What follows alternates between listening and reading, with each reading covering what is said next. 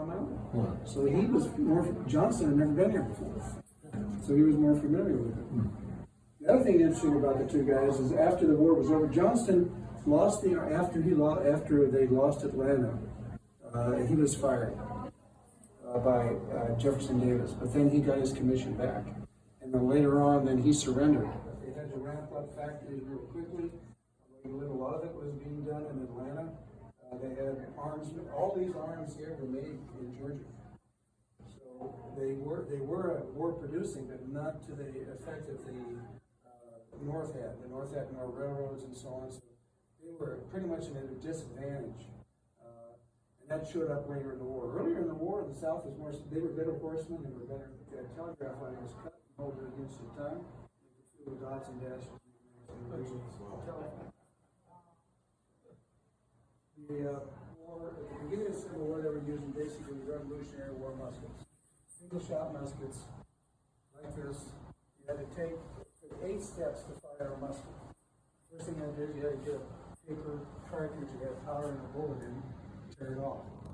That was a problem because one of the rules, bullet is a soft metal bullet. That would hit the line right here, it would shatter. But it's usually used to what we call landing, which is used for opening an alcohol. They use alcohol and there's nothing. Because it lands, they're not worried about it. Cannons were smooth bore. They shot a round ball like that. They weren't very accurate. So then they did the same thing with cannons as they did with rifles. They made rifle cannons.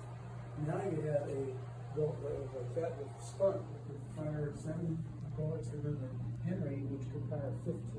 Now you have a repeating rifle. So a lot of times the soldiers didn't obey his orders. On both sides.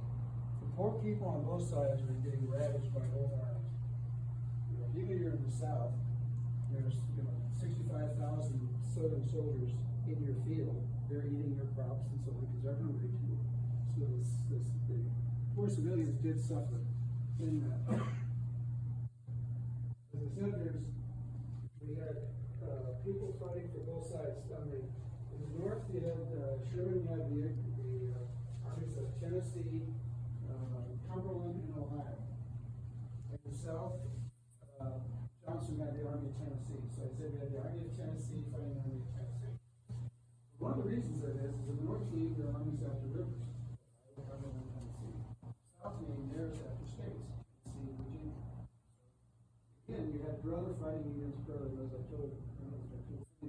Lincoln's brother-in-law was actually fighting. Or then you had the 13th Amendment. About slavery everywhere in the United States, not just the Confederate States. So that was the 13th Amendment. And all the Confederate states